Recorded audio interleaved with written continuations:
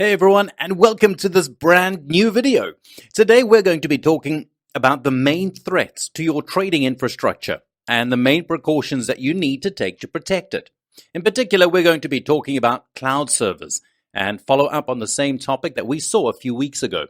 I'm one of the coaches of Ungar Academy, and before we start, I invite you to please subscribe to our channel and click on the bell to stay updated on the release of all our new content. And of course, if you like our videos, leave us a like. Hi, we are the Ungar Academy, and we teach traders how to make money in the markets. Our founder, Andrea Ungar, had been struggling with trading for years until he developed his automated trading method, which he used to become the only 4-time world trading champion. Subscribe to our channel for free tips and tricks. Now, in this video, we're going to provide you with an overview of the fundamental measures to protect your infrastructure. Now, these measures and tips are all the product of our experience with systematic trading. Now, there are mainly 3 kinds of threats that can damage our trading. The first includes viruses and malware, which are potentially dangerous files which you can come into contact when you use your computer. Later on in this video, we'll see that in addition to using a good antivirus suite, there are other measures that you can adopt to protect yourself from this kind of threat. For example, you should avoid downloading potentially harmful files, or using your VPS or dedicated server for any use other than systematic trading. In this way, you'll be able to limit the risk of downloading malicious files or, in any case, files that may slow down your machine.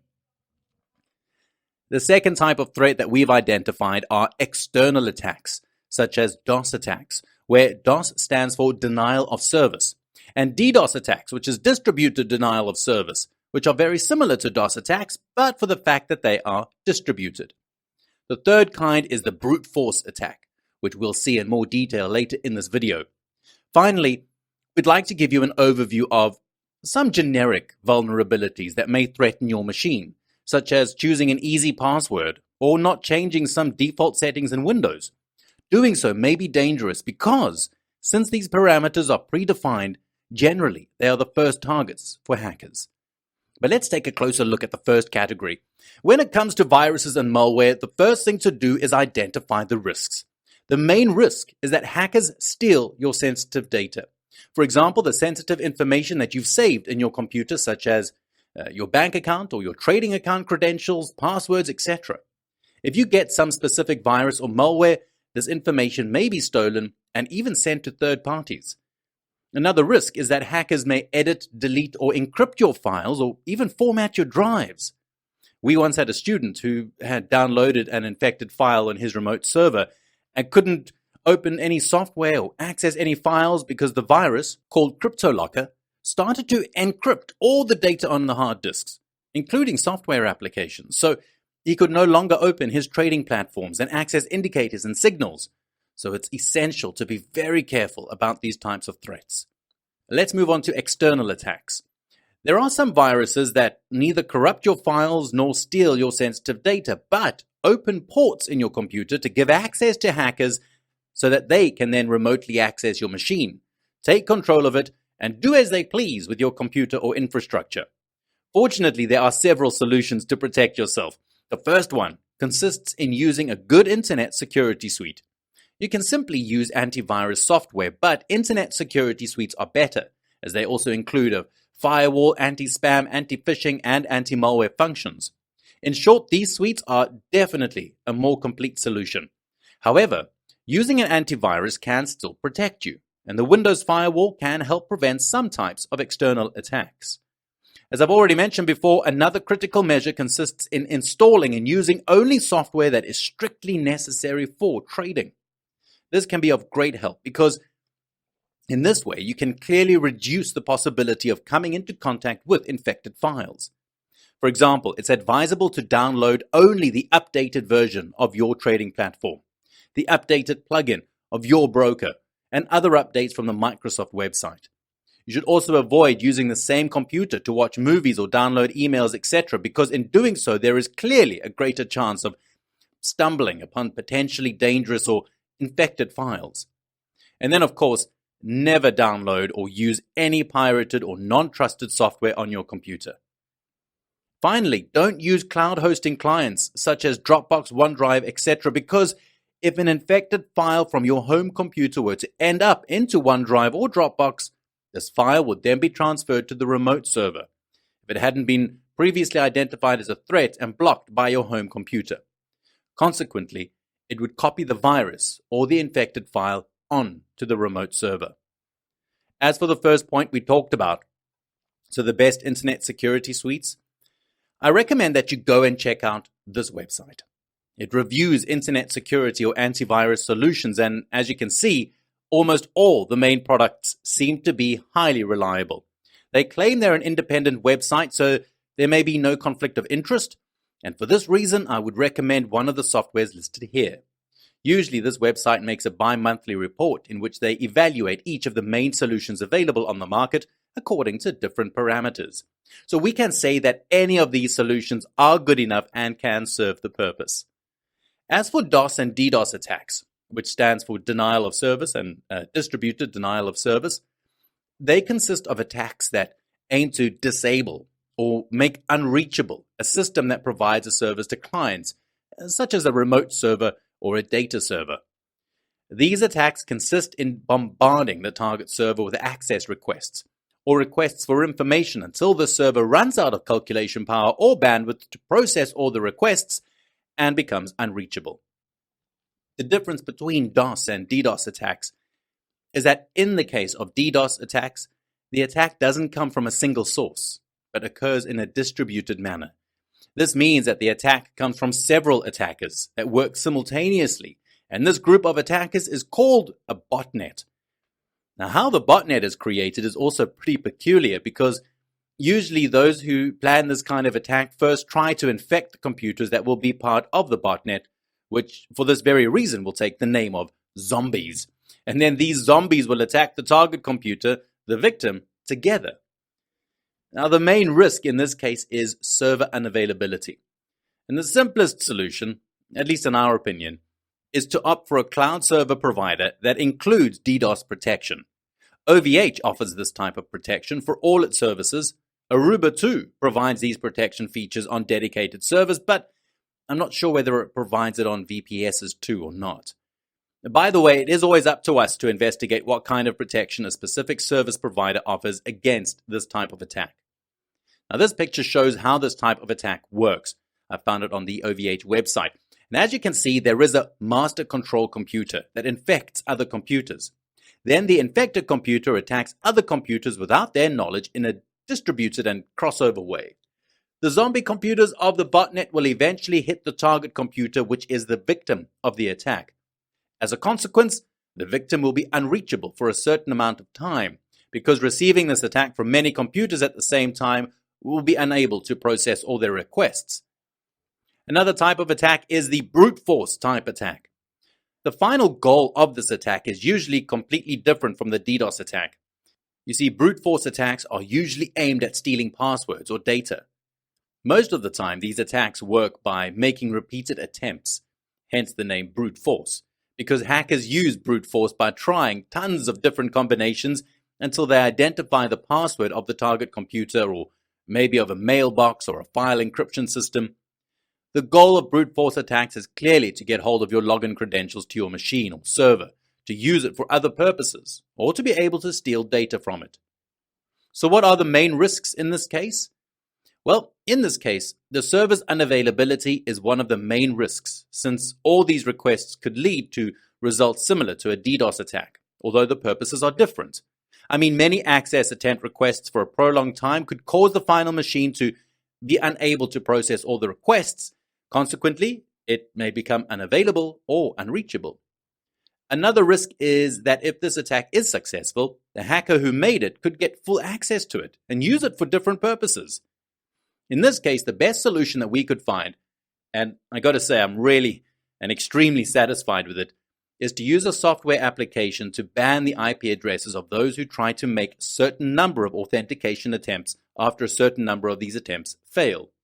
For example, if I enter a wrong password 3 times while trying to access my VPS, my IP address will be automatically banned, and the machine will no longer respond to authentication requests from that IP. Then, after a certain number of days or months, the IP will be unbanned, But in the meantime, the threat will have been blocked. Here is a screen from RDP Guard. It's the software that I'm running on my VPS. I've obviously censored the IP column here, but as you can see, my machine has been attacked several times in the last month and a half, even if I have taken other types of precautions. In this case, you can see only the latest attacks. So this is a real threat, because there are usually several attempts, and we'll later see a way to reduce them. The third type of vulnerability consists of some generic settings that make it easier for hackers to access your server. So let me show you how to change these settings to limit these types of threats as much as possible. Choosing an access password that has a high level of complexity is certainly one of the best and most essential best practices in this case. Recently, in some newspaper articles, I read that among the most common passwords used by people, there are 1, 2, 3, 4, 5, 6, or the word password itself, or even 1, 2, 3, 4, 5, 6, 7, 8. Now, using passwords such as these is absolutely useless against any attack. I think the reason is quite simple. You see, the brute force attacks we were talking about before start from trying out a list of common passwords. And of course, it's obvious that if your password is one of the simplest, it will be within this list of passwords. And they will try to get access to your machine using those obvious passwords. I always advise that you don't disable the password complexity requirements from the Windows settings, because this setting will make you choose a secure password for your access, which is very important. Also, remember that changing your password often will help too, because if someone were to steal your password, changing it would make it difficult for them to regain access to your machine.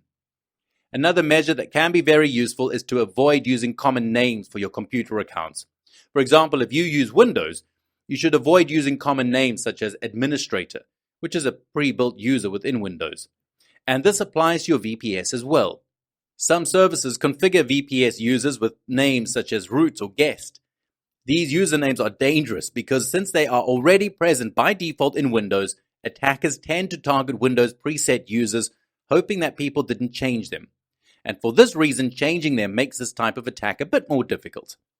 The same applies to standard access ports.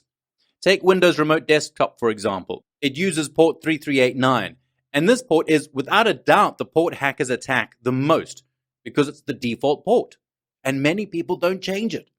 However, changing this port can make a difference when it comes to defending yourself from these attacks. So let me show you how to change it quickly. In the beginning, I didn't change the login username or my infrastructure, and neither did I change the username and the access port. And the number of attack attempts I received was way higher than those that you've seen in the picture I showed you a couple of minutes ago. They were more or less 100 to 200 times higher, just to give you an idea. However, adopting these small measures can help a lot. As for the complexity of your password, I suggest that you look at these 3 websites. They can help you generate secure passwords if you don't want to choose one yourself. Also, I have already told you that it's always advisable to change the password quite often. For example, every few months. As for the default users, my advice is to go to the Users Local Groups menu. Then click on Users and create a new user.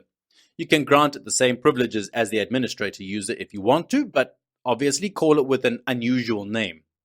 At the end of this process, as you can see in the picture, you simply disable the administrator user that you used to log in at the beginning, so that it will no longer be possible to use this user with the obvious name. However, don't delete it, so that you can reactivate it in case you need the highest privileges that are exclusive to this Windows account. As for the default port 3389, I recommend that you change it. And to do so, you need to enter the system registry. Simply type regedit in the Run menu in Windows. Then follow this path and find this registry key called port number. Select the decimal format and change the number there.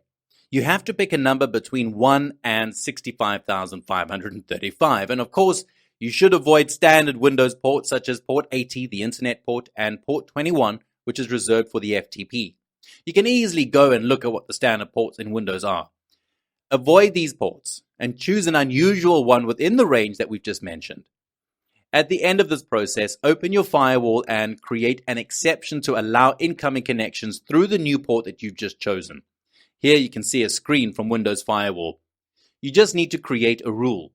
Select the rule type based on the port, and then simply select the port with the TCP protocol and enter the port number you've chosen. After you've done this, restart the server, and then disable the previously active port, which is 3389, from the list of rules that you see in the Windows Firewall list. For those of you who don't know it, to specify which port to connect to with the remote access client, you must enter the colon symbol after the IP and then the port number. So if we take an example IP address such as 123.123.123.123, to specify the port 12345, we can write colon 12345 after the IP. And with that, this video is over. We gave you an overview of the primary measures that you can adopt to protect your cloud server and trading infrastructure.